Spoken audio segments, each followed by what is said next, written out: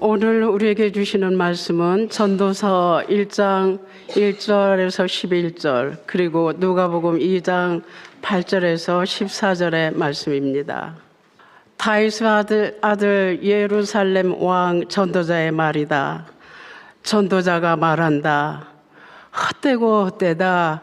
헛되고 헛되다. 모든 것이 헛되다. 사람이 세상에서 아무리 수고한들 무슨 보람이 있는가. 한 세대가 가고 또 한 세대가 오지만 세상은 언제나 그대로다.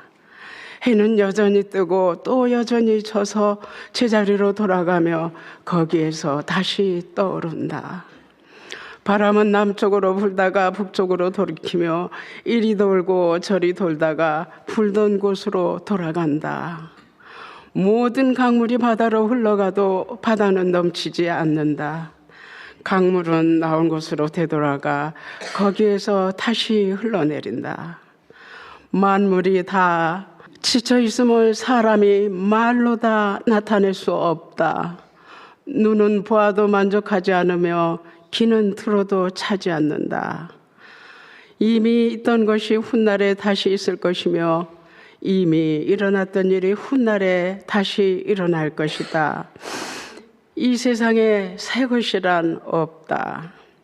보아라, 이것이 바로 새 것이다 하고 말할 수 있는 것이 있는가?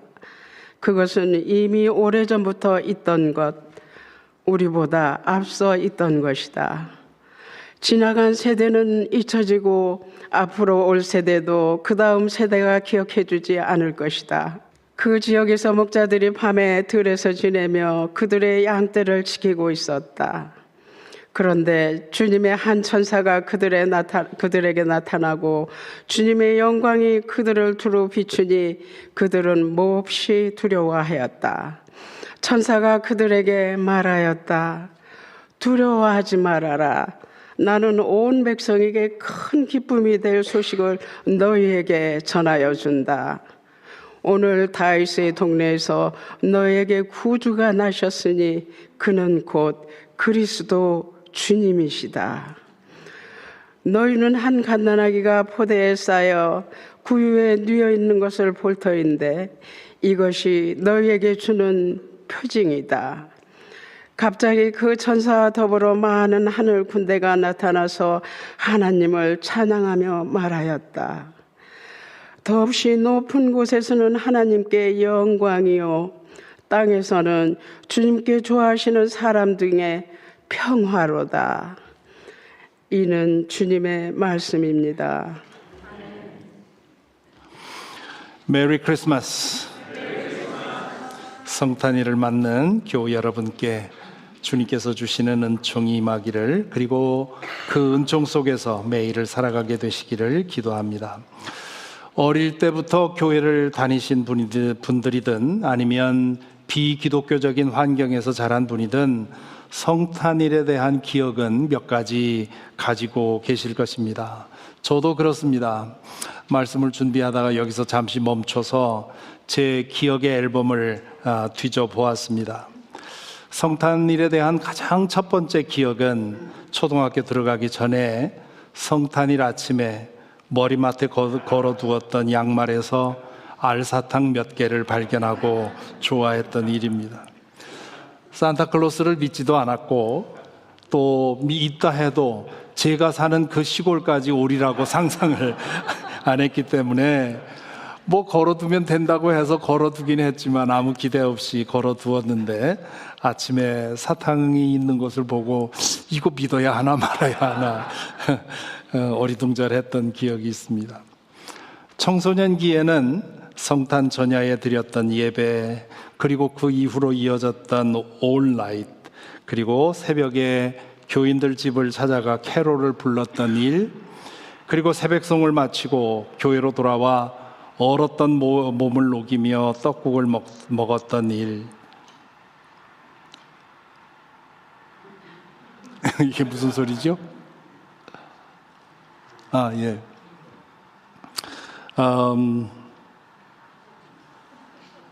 그리고 이어서 새벽 예배를 드리는데 밤새 놀다 보니까 꾸벅꾸벅 졸았던 그런 기억이 있습니다. 다가가서 말을 걸어보고 싶은데 끝내 용기를 내지 못했던 그 여학생은 지금 어디서 무엇을 하고 있는지 전혀 궁금해하지 않습니다. 벌써 성탄절을 60번도 넘게 지내왔는데요.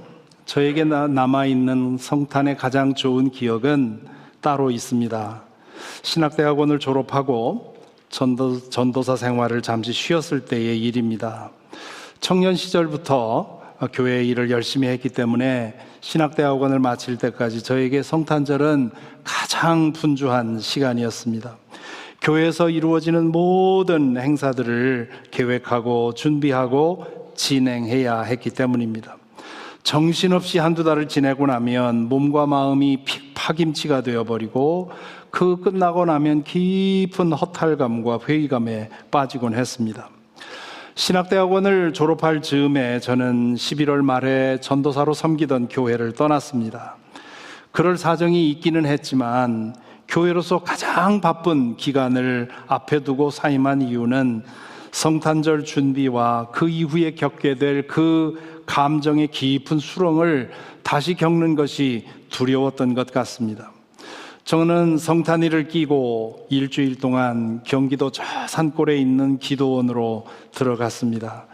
모두가 도시로 몰려가는 그 시간에 기도원에서 지냈는데 그때 기도원에는 주인 부부 외에는 아무도 없었습니다. 그곳에서 저는 모처럼 만에 다른 것 방해받지 않고 그저 기도와 말씀 묵상으로 시간을 보내면서 비로소 예수 그리스도의 탄생을 온전히 기념할 수 있었습니다.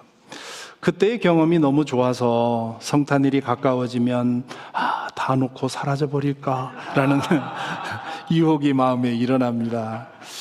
목요일에 성탄일 예배에 제가 없으면 기도원에 간 줄 아시기 바랍니다.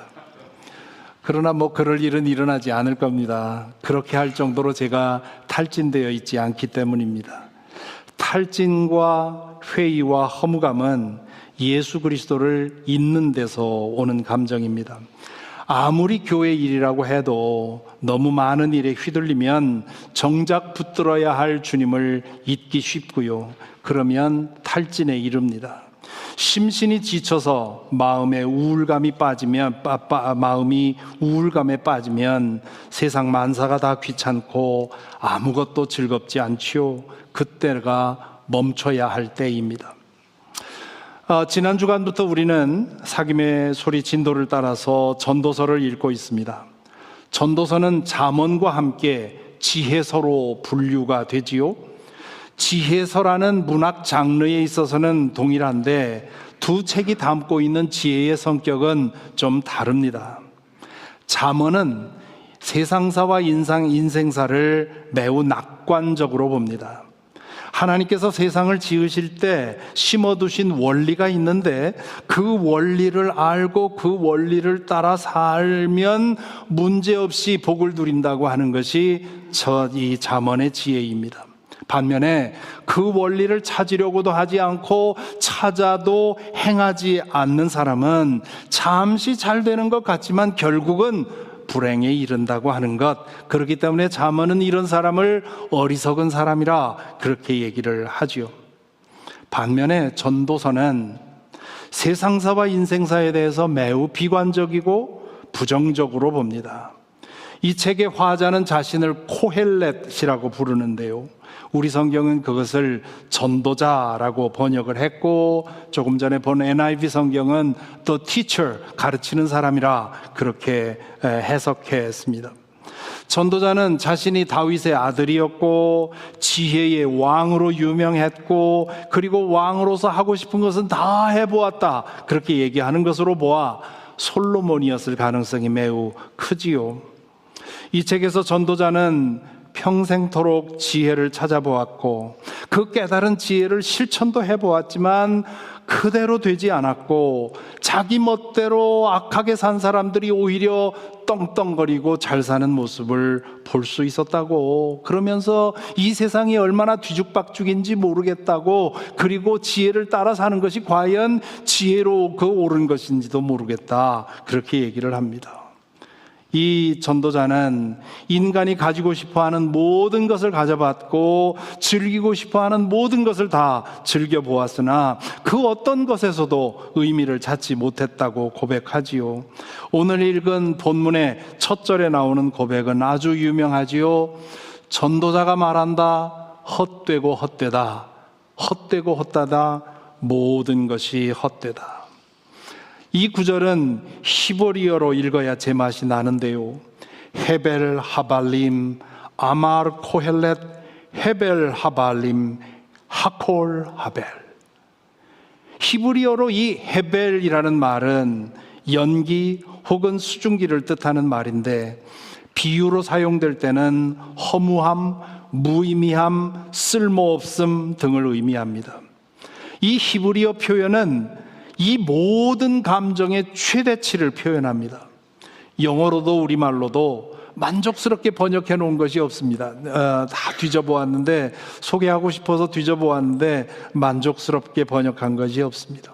보람도 의미도 기쁨도 없는데 하나도 털 것만큼도 철저히 완벽히 없다 하는 그런 표현을 전하고 있습니다. 이것이 전도서 전체의 주제입니다.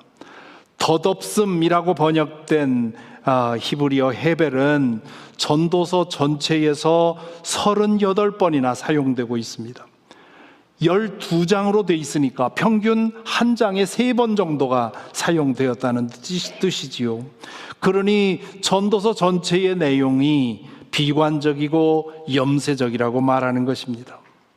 그렇다면 전도자는 왜 이토록 깊고 짙은 회의감에 빠져 있을까요? 이 질문은 전도서 전체를 읽고 나서 답할 질문이긴 하지만 주제문처럼 제시된 첫 단락, 오늘 읽은 1절부터 11절만 보아도 충분히 알 수 있습니다. 사실 1장 12절부터 그 이하의 내용은 이 1절부터 11절까지 나온 내용을 계속해서 구체적으로 설명하는 것이라 할 수 있습니다. 전도자의 이 허무감은 세상을 바꾸어 보려는 그의 노력이 수포로 돌아갔다는 사실에서 나왔습니다. 그래서 그는 다음과 같이 말하지요. 3절 4절에 보면 사람이 세상에서 아무리 수고한들 무슨 보람이 있는가. 한 세대가 가고 또 한 세대가 오지만 세상은 언제나 그대로다. 지혜의 왕으로서 전도자가 추구한 것은 세상을 자신의 이상대로 바꾸는 것이었습니다. 자신의 수고로 인해서 온 백성이 복된 삶을 누리는 것을 보면 마르지 않는 행복감을 얻을 수 있을 것이라고 생각을 했습니다. 그리고 실제로 그는 많은 것을 이루었고 백성들의 삶의 형편이 많이 좋아지긴 했습니다. 그런데 근본적인 차원에서는 세상은 여전히 달라지지 않았고 그로 인해서 전도자는 허탈감에 빠진 것이지요. 여기서 주목할 말이 또 하나가 있는데요. 여기 세상에서라고 번역한 말인데 히브리어로는 타하트 하세메쉬인데 이 말을 직역하면 under the sun, 새 아래서 그런 뜻입니다. 이 표현은 전도서 전체에서 29번 사용이 되었는데요. 해 아래서라는 이 표현에는 인간 실존이 가지고 있는 한계의식이 담겨 있습니다. 피조물로서 인간은 한계적인 존재이기 때문에 자신의 노력으로 무엇을 해보려고 애써도 어느 정도까지는 이룰 수 있지만 그러나 해 아래서라고 하는 한계 때문에 더 이상 나아갈 수가 없다는 것이지요. 그래서 다음과 같은 절망적인 고백에 이릅니다. 9절 10절에 보면 이 세상에 새 것이란 없다. 보아라, 이것이 바로 새 것이다 하고 말할 수 있는 것이 있는가? 그것은 이미 오래전부터 있던 것, 우리보다 앞서 있던 것이다. 여기서도 이 세상에 새 것이란 없다 했을 때 이 세상에는 해 아래라는 뜻입니다. 전도자는 자신의 노력으로 뭔가 새로운 것을 만들어 보려고 노력했습니다. 하지만 과거에 있던 것을 조금 바꾼 것일 뿐 새로울 것이 하나도 없었습니다. 그러니 자신의 수고에서 아무런 보람도 찾을 수가 없다고 말한 것이지요. 스스로 밝힌 것처럼 전도자는 이스라엘의 어떤 임금보다도 더 많은 것들을 이루었고 번영과 영광을 누렸습니다. 물질적인 번영만이 아니라 지혜의 왕으로도 인정을 받았습니다. 그에게는 세상을 경영할 지혜와 철학이 있었고요. 그것을 이룰 만한 부와 권력이 있었습니다. 그러니 얼마나 포부가 컸겠습니까? 내가 이 나라를 이상향으로 만들어 보겠다고 하는 그런 포부가 있었을 것입니다. 하지만 그 모든 노력 끝에 그가 얻은 것은 낭패감과 허탈감이었습니다. 그가 바꾼 것은 세상의 겉모습일 뿐 세상사와 인간사는 그 실상은 달라진 것이 없었습니다. 그래서 그는 이렇게 탄식하지요. 만물이 다 지쳐 있음을 사람이 말로 다 나타낼 수 없다. 눈은 보아도 만족하지 않으며 귀는 들어도 차지 않는다. 여기서 전도자는 만물이 다 지쳐 있다라고 얘기를 하지요. 이것은 전도자의 마음 상태를 의미합니다. 그가 제풀에 지쳐서 무력감에 빠져 있었기 때문에 만물이 다 지쳐 있는 것처럼 보였던 것이지요. 알고 보면 우리는 우리의 눈으로 세상을 보는 것 같지만 실은 마음으로 봅니다. 마음이 우울해져 있으면 세상 만물이 다 처져 있는 것처럼 보이고요. 마음에 생기가 차 있으면 만물이 생동하는 것처럼 보입니다. 여러분 중에도 계시겠습니다마는 하나님의 은혜를 강하게 체험하고 나면 눈을 뜨고 나니까 세상 모든 것들이 춤을 추고 있는 것처럼 보였다고 많은 분들이 간증을 하지요. 마음의 은혜가 들어차니까 보이는 것이 달라지는 것입니다. 마음이 우울의 늪에 빠지면 아무리 아름다운 광경을 보아도 감동이 없고 아무리 놀라운 소식을 들어도 무덤덤합니다. 마음이 밝아지면 작은 풀꽃에도 감동하고요. 사소한 일에도 눈물을 글썽이게 됩니다. 따라서 내 마음의 감동이 이상하게 무뎌지고 있다 싶으면 지금 내가 위험한 지경에 있지 않나 점검해 볼 필요가 있습니다. 4장에 가면 전도자는 아주 위험한 지경에까지 이릅니다. 4장 2절 3절에 보면 이렇게 말합니다. 그래서 나는 아직 살아 숨 쉬는 사람보다는 이미 숨이 넘어가 죽은 사람이 더 복되다고 말하였다. 그리고 이 둘보다는 아직 태어나지 않아서 세상에서 저질러지는 온갖 못된 일을 못 본 사람이 더 낫다고 하였다. 정신과 의사가 이 글을 본다면 이 사람이 지금 자살 충동 위험에 있다고 진단할 것입니다. 우울의 늪에 빠지면 이 지경으로 가는 것은 시간 문제입니다. 그래서 그런 조짐이 보일 때 멈추어서 무엇이 잘못되고 있고 어떻게 내가 이 늪에서 벗어날지 고민해 보아야 합니다. 그럴 경우에는 혼자의 노력으로 안 될 경우가 많습니다. 감기에 걸렸을 때 혼자의 노력으로 안 되고 약을 먹어서 도움을 받아야 하는 것처럼 마찬가지지요. 자신의 이야기를 공감적으로 들어주고 함께 기도할 사람을 찾을 필요가 있습니다. 심하면 상담가나 정신과 의사를 찾아야 합니다. 심한 우울감은 마음이 감기에 걸린 것이기 때문에 감기 걸렸을 때 약을 먹는 것처럼 마음에 심한 우울증이 있으면 치료를 받는 것은 당연한 일입니다. 전도자의 이 깊은 우울의 원인은 전도서 전체에서 사용된 29회나 사용된 해 아래에서라는 표현에서 찾을 수 있습니다. 전도자는 하나님을 믿고 있었습니다.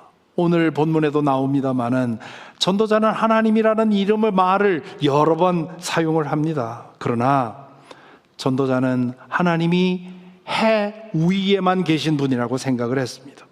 해 아래에서 일어나는 일들을 멀리서 지켜만 보시는 분이라고 생각을 한 것이지요.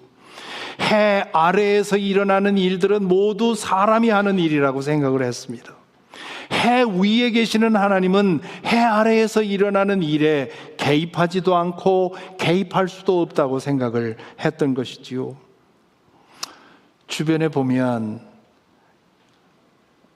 전도하다 보면 그렇게 답하는 분들이 꽤 있습니다. 저도 신의 존재는 믿습니다. 그런데 신앙생활은 하지 않죠. 신앙생활을 하는 사람들 중에도 하나님은 해 위에만 계신 분이라고 믿는 사람들이 많습니다. 그런 사람들이 믿는 신을 시계공 하나님이라고 부릅니다. 시계를 만드는 사람이 시계를 만들어 놓고 저절로 돌아가게 해놓고는 멀리서 지켜보는 것처럼, 하나님도 온 우주와 생명계를 만들어 놓고는 저절로 움직여지도록 하고 멀리 퇴각해서 바라보는 것처럼 생각을 하는 것이지요. 그렇게 생각하면 해 아래에서 벌어지는 일들은 모두 사람들이 만들어내는 일이 되는 것이지요. 전도자는 인간의 죄성으로 인해서 뒤죽박죽 되어버린 세상을 자신의 노력으로 고쳐보려고 지혜를 찾았고, 자신에게 주어진 권력과 금력으로 세상을 바꿔보기 위해서 무진 노력을 했습니다. 그런데 근본적으로는 달라지는 것이 없더라는 것이지요. 자신의 모든 노력이 헛수고가 되는 것과 같았습니다. 그래서 그는 이렇게 낙심하고 있는 것입니다. 오늘 우리는 전도서의 본문과 함께 예수님의 탄생 소식을 맨 처음 들었던 목자들에 대한 이야기를 읽었습니다. 누가복음 2장에 나오는 이 목자들의 이야기는 이렇게 시작합니다. 8절에 보면 그 지역에서 목자들이 밤에 들에서 지나며 그들의 양떼를 지키고 있었다. 목자라고 하면 우리는 푸른 풀밭에 양들을 풀어놓고 한가로이 여유를 즐기고 있는 그런 평화로운 광경을 생각합니다. 우리 지역에서 웨스트버지니아로 조금만 가면 그런 푸른 초원, 푸른 목장이 많이 나오지요. 그런 데서 양들을 풀어놓고 풀 뜯게 하고 한 곳에서 노래 부르며 즐기고 있는 그런 사람 상상하기가 쉽습니다. 하지만 팔레스타인에서 양떼를 치는 사람들은 메마른 광야와 돌산을 돌아다니며 풀밭을 찾아야 했습니다. 한 번 양떼를 데리고 나가면 한 달이고 두 달이고 산과 들을 돌아다니며 지내야 했습니다. 그래서 그들의 몸에서, 그들의 피부에서, 그들의 옷에서는 아주 지독한 악취가 났습니다. 피부가 벌겋게 되도록 부비어서 닦아도 도무지 지워지질 않습니다. 그리고 그 고된 노동에 비하면 그들이 받는 임금이라고 하는 것은 너무나 보잘것없었습니다. 그래서 목자의 일은 당시에 모두가 기피하는 직업이었습니다. 그래서 주로 가난한 외국인 노동자를 고용해서 그 일을 맡겼지요. 그러다 보니까 그들이 저임금과 고된 노동에 시달려서 양떼를 데리고 달아나 버리는 사람들도 있었고요. 또 절도나 살인을 저지르고 야반 도주하는 사람들도 있었습니다. 그래서 이스라엘 사람들은 목자들을 잠재적인 범죄자로 취급을 했습니다. 이런 실정을 감안하고 이 8절을 다시 한번 읽어보시기 바랍니다. 팔레스타인 지방은 낮과 밤의 기온차가 매우 큽니다. 낮에는 찌는 듯이 덥고요, 밤에는 몸속을 파고드는 냉기에 시달려야 했습니다. 목자들은 양떼를 굴 속에 넣어두고 굴 입구에서 모닥불로 몸을 덮이면서 온 몸을 웅크러뜨리고 밤을 지새우고 있었을 것입니다. 자, 그렇다면 이들이 그 지역에서 목자들이 밤에 들에서 지내며 그들의 양떼를 지키고 있을 때 그들의 마음은 어떠했을까요? 그들 마음에는 어떤 꿈이 있었을 것이고 어떤 의미가 있었을 것이며 어떤 희망이 있었겠습니까? 상황은 다르지만 전도자가 오늘 본문에서 토로한 것과 같은 감정으로 목자들은 그 밤도 버티고 있었을 것입니다. 전도자는 세계 최고의 지혜와 거대한 부와 권력을 가지고도 세상을 바꿀 수 없다는 사실에 절망하고 있었다면, 목자들은 밤을 낮으로 삼아 노동을 해도 달라지지 않는 자신들의 처지를 생각하며 절망하고 있었을 것입니다. 만물이 다 지쳐 있음을 말로 다 설명할 수 없다고 했던 탄식이 목자들의 마음에도 있었을 것입니다. 해 아래 그 어디에도 희망을 둘 수 없었던 것이 이 목자들의 상황이었던 것이지요. 예수 그리스도의 탄생의 소식이 이 목자들에게 가장 먼저 전해졌다는 사실은 우리가 믿는 하나님이 어떤 분인지, 예수 그리스도를 통해 우리에게 계시된 그 하나님이 어떤 분인지를 단적으로 보여줍니다. 그분은 당시에 가장 비천한 여인의 몸을 통해서 오셨고, 가장 비천한 자리에서 이 땅의 삶을 시작하셨습니다. 사람들이 사는 영역으로부터 밀려나 짐승의 우리에서 태어나셨고, 짐승의 먹이통을 요람으로 삼아 누우셨습니다. 그러니 그분의 탄생의 소식도 당시 사회계층의 사다리의 가장 아랫자리에 있는 사람에게 전해지는 것은 당연한 일이었다 할 수 있습니다. 몸을 한껏 움츠리고 모닥불에 몸을 덮이면서 꾸벅꾸벅 졸고 있던 목자들에게 주님의 한 천사가 그들에게 나타나고 주님의 영광이 그들을 두루 비추었다고 누가는 말하고 있습니다. 정확히 어떤 일이 일어났는지 우리로서는 알 수가 없습니다. 그러나 분명한 것은 그들이 알지 못하던 세상이 그들에게 열렸다는 것입니다. 그러자 목자들은 죽을 것 같은 두려움에 빠집니다. 그들이 하나님을 믿었을 가능성은 거의 없습니다. 만일 믿었다 해도 그들은 전도자처럼 하나님은 저 하늘 위에나 계시는 분으로, 해 아래에서 일어나는 일에 대해서는 관심도 없는 분으로 알았을 것입니다. 그런데 그 하늘이 열린 겁니다. 얼마나 두려웠겠습니까? 그러자 천사가 이렇게 말합니다. 두려워하지 말아라. 나는 온 백성에게 큰 기쁨이 될 소식을 너희에게 전하여 준다.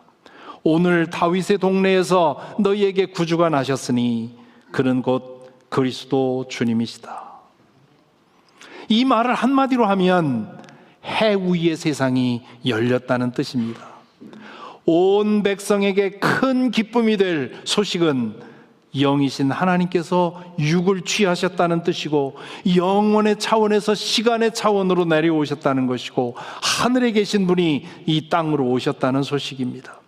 해 위에 계신 분이 해 아래 차원으로 오셨다는 뜻입니다. 온 우주와 생명계를 창조하신 분이 멀리 퇴각해서 지켜만 보시는 줄 알았는데 해 아래로 오셔서 일하게 되셨다는 뜻입니다. 이 소식을 듣고 목자들은 천사들이 지시한 곳으로 달려갑니다. 그들은 천사가 말한 그대로 일이 이루어진 것을 확인하고는 마리아와 요셉에게 자신이 보고 들은 것을 얘기해 줍니다. 그리고 마리아는 그 말을 마음에 새겨두었다, 그렇게 누가는 기록하고 있습니다. 그리고 이 이야기의 마지막은 20절은 이렇게 끝납니다. 목자들은 자기들이 듣고 본 모든 일이 자기들에게 일러주신 그대로임을 알고 돌아가면서 하나님께 영광을 돌리며 그를 찬미하였다. 누가는 아주 분명하게 이 목자들이 처음에 어떤 상태였고 아기 예수님을 본 후에는 어떻게 변화했는지를 아주 극명하게 대조해 보여줍니다. 절망감으로 인해 깊은 우울감에 빠져서 세상 만물이 다 지쳐 있다고 느끼던 목자들은 짐승 먹이통에 누워있는 아기 예수님을 보고는 전혀 다른 사람이 된 것입니다. 해 아래에서 벌어지는 것이 전부가 아님을 알았기 때문이지요. 해 위에서 지켜보시는 분인 줄만 알았던 하나님이 그들 가운데 이렇게 작은 모습으로 오셨다는 사실을 확인했던 겁니다. 그 이후로 목자들이 어떻게 되었고 어떻게 살았는지 우리는 알지 못합니다. 하지만 오늘 이 마지막 절에서 확실하게 알 수 있는 것은 그들이 세상을 보는 눈이 바뀌었고 그로 인해서 회의와 우울과 절망의 늪에서 벗어났을 것이라는 것이지요.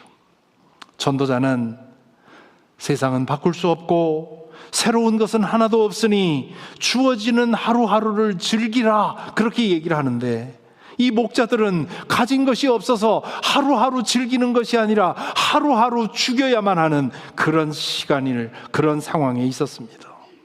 하지만 그들은 이제 예수 그리스도를 통해 새로운 세상을 보았고, 이제는 그 하나님과 함께 새로운 세상을 살 수 있었던 것입니다. 오래전 성탄절을 앞두고 경기도의 깊은 산골에 들어가 기도원에 홀로 남아 있었던 저의 마음은 전도자의 마음과 같았고, 예수님을 만나기 전에 목자들의 마음과 같았습니다.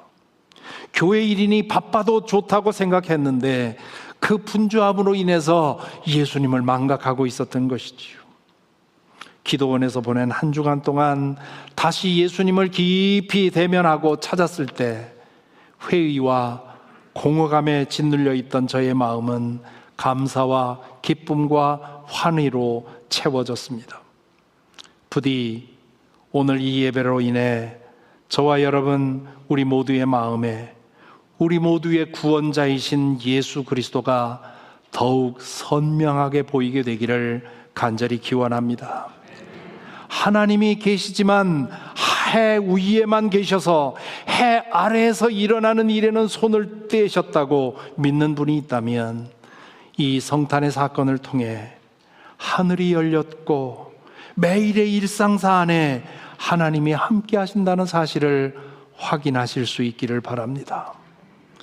혹시 어떤 이유로든 회의감, 공허감, 무력감, 우울감, 절망감 같은 것으로 지금 마음이 짓눌려 있는 분이 계시다면, 구유에 눕혀진 아기를 보고 변화받은 목자들처럼 이 성탄절 기간에 행하는 모든 기도와 말씀 묵상과 예배를 통해 오늘 우리 중에 일하시는 주님을 만나고 그로 인해 변화되기를 간절히 기도합니다. 늘 예수 그리스도 안에 머물러 살아감으로 인해 마음에 신령한 기쁨과 평안과 소망을 품고 사시는 분에게도 예수 그리스도를 통해 열려진 하늘을 이 땅에서 더 충만하게 누리게 되기를 간절히 기원합니다. 기도하겠습니다. 요즘 여러분은 어떻게 사십니까? 혹시 전도자처럼 많은 것을 이루고 누리고 있는데도 왠지 모를 무의미의 감정, 허무함, 무력감 같은 것을 느끼고 계십니까? 혹은 목자들처럼 아무리 힘쓰고 애써도 변하지 않는 삶의 상황으로 인해 낙심하고 절망감에 눌려 사십니까? 목자들처럼 성탄의 소식에 귀담아 듣고 과연 하나님께서 하늘을 여시고 우리를 구원하셨다는 사실을 확인하시고 그로 인해 세상을 보고 세상을 사는 방법이 달라지기를 기원합니다. 혹시 삶의 상황이 좋아서 혹은 하는 일마다 잘 되어서 내 삶은 안전하다, 이대로만 가면 좋겠다 싶은 분이 계십니까? 혹시 여러분이 지금 가지고 있는 것만 가지면 아무 염려 없다 싶은 생각을 가지고 계십니까? 그렇다면 전도자의 말을 귀담아 들으시기 바랍니다. 해 아래 있는 것으로는 만족될 수 없는 것이 인간 존재입니다. 이 시간 잠시 함께 기도하실 때 우리 중에 계신 성령께서 우리의 마음을 만져주셔서 성탄의 소식을 제대로 듣고 제대로 믿게 해주셔서 우리가 가진 것이 있든 없든 이 세상적인 우리의 상황이 어떻든지 상관없이 주님과 함께 동행하며 천국을 살고 영원을 사는 우리가 될 수 있도록 이 시간 함께 기도하겠습니다.